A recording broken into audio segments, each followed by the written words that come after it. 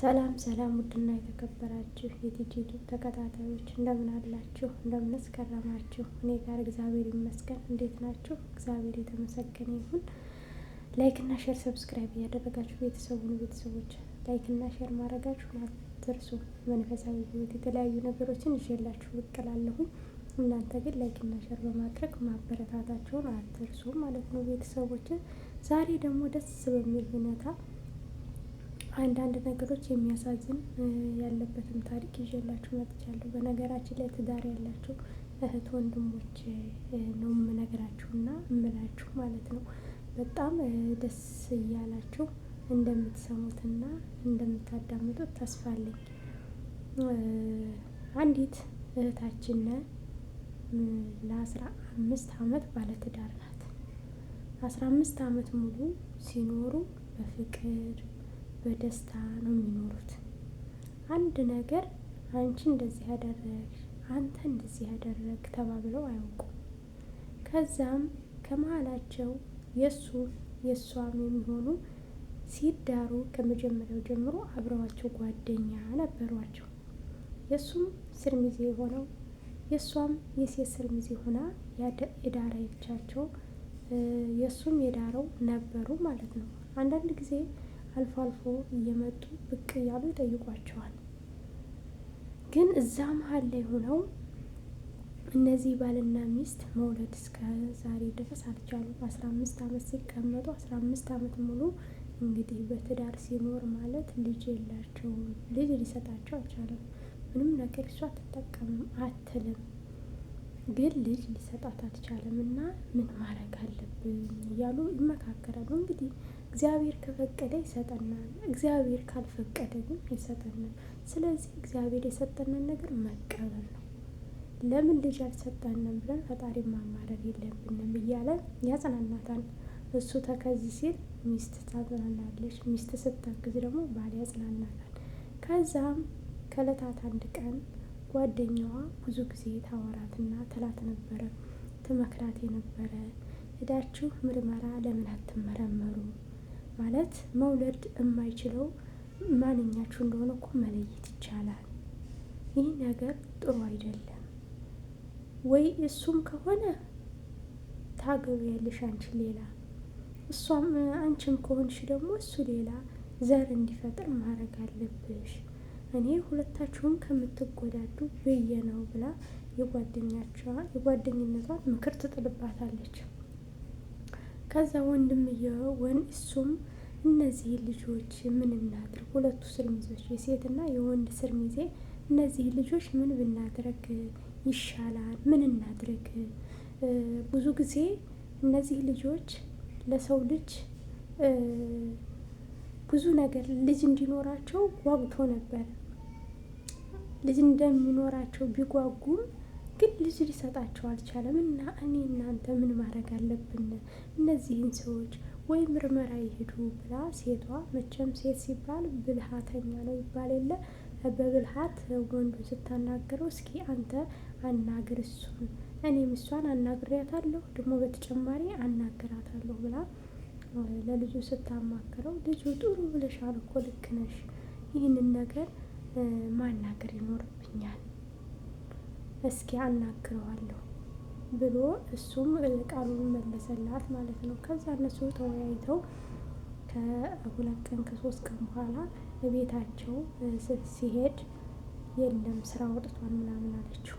በቃ እንደዛ ከሆነ የሚመቸው ቦታ እንትን ይበልና እፈልገዋለሁ፣ እንደሚፈልግህ ይፈልግሃል ብለሽ ንገሪው አደራ ብሎ ያስጠነቀቃታል። እሺ ችግር የለውም ሲመጣ እነግርልሃለሁ ብላ እንዳለችው መልእክቱ እንደታዘዘችው ይፈልግ ነበር። መጥቶ ነበር አጥቶ ነው ምናምን ስተው እሺ ብሎ ደውሎለት ቦታ ተቀጣጥረው ሄዱ።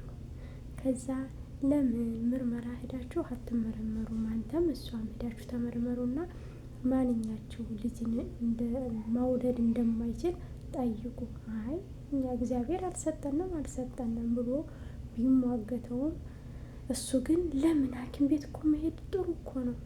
በእርግጥ ትወዳለች፣ ግን ደግሞ ፍሬ እየፈለጋችሁ አንተም ፍሬ እየፈለግ እሷም ፍሬ እየፈለገኝ ከምትበል እውነታውን ብታውቁትና ብትረዱት ይሻላል ብሎ በልቦናው ሀሳብ አቀረበለት።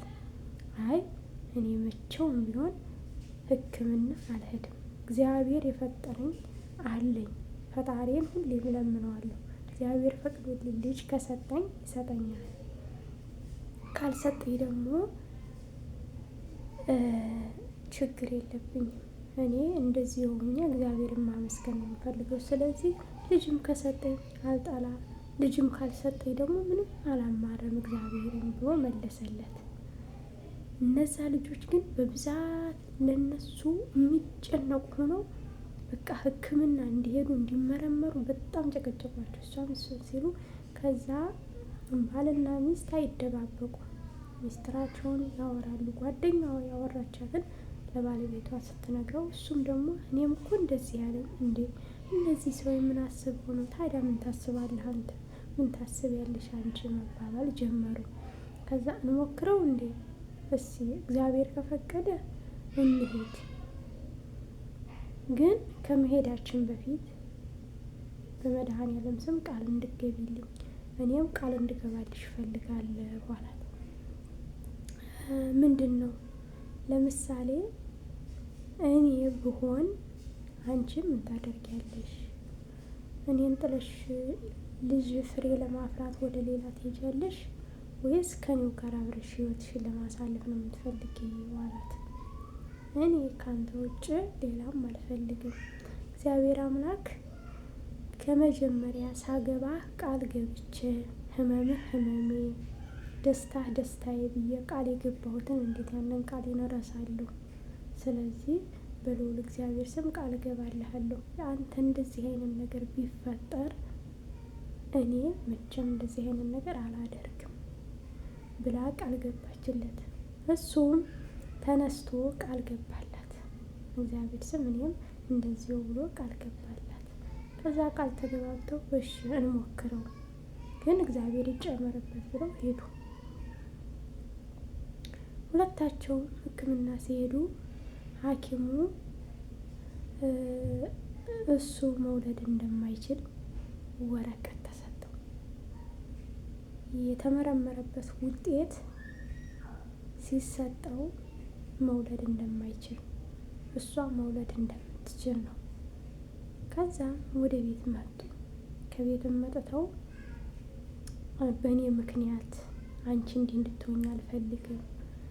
መጀመሪያ ቃል እንዲገቡ ነው ቃል ተገባብተዋል። ግን በወድሽም ህይወትሽን ላበላሽብሽ አልፈልግም። ስለዚህ ሌላ ግብተሽ እኔና አንቺ እንፋታና ሌላ ግብተሽ ልጅሽን ውለጂ የማለት ባህሪ እያመጣ እያደር እንደዛ የማለት ባህሪ በእኔ ምክንያት አንቺ እንድትጨቆኝ አልፈልግም እያለ ብዙ ጊዜ ጨቀጨቃታል። እንደዚህ የምትለኝ ከሆነ እጣልሃለሁ፣ ከኔ ጋር ሳይሆን ከእግዚአብሔር ጋር እንደምትጣላ አመን ብላ ብዙ ጊዜ ተቆጣችው። እሱም በተደጋጋሚ ይላት ነበር። ከዛም ከ8 ቀን በኋላ ዶክተሩ ደውሎ ሁለታችሁም እስኪ እንድትመጡ ብሎ ዶክተሩ ሁለታችሁን ወደ ሕክምና እንዲመጡ ይጠይቃቸዋል። ከዛም ከሕክምናው ሄዱ። ሕክምናው ሲሄዱ በእንደዚህ አይነት ቀን መጥተህ ነበር ወይ ሲለው አዎ መጥተን ነበረ፣ እኔ መውለድ እንደማልችል ነበር ወረቀት የተሰጠኝ ሲል አይ በፍጹም ወረቀቱ የተሳሳተ ነበረ። ስለዚህ በዛ ምርመራ ውስጥ ስናካሂድ ቢያንስ 1 ወር በዛ ውስጥ ምናምን ይሆነዋል። 1 ወር ከግማሽ እንደዛ ቀን ይሆነዋል የመጣችሁበት ወቅት አይደል ሲላቸው አዎ በዛ ወቅት ነበር የመጣው፣ እርግጠኛ ነኝ 2 ወር ሊሞላና ተዳርሷል ሲለው በጣም ይቅርታ አድርጉልን ነው ወረቀት ተሳስቶ ነው የተሰጠ፣ ባለቤት እርጉዝ ናት ብሎ የምስራች ነገራቸው። አያችሁ፣ በትዳራችሁ ጸንታችሁ ከተቀመጣችሁ ትዳራችሁን ጥንካሬ ካበዛችሁበት እግዚአብሔር አምላክ ሁሌም በነገሮቹ ቀድሟችሁ ይገኛል።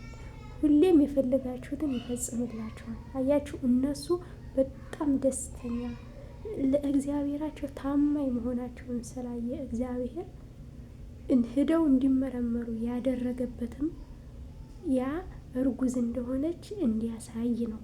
እነሱ በእግዚአብሔር ከሰጠነ ሰጠነ፣ ካልሰጠነ ችግር የለም ብሎ ማለት ነው።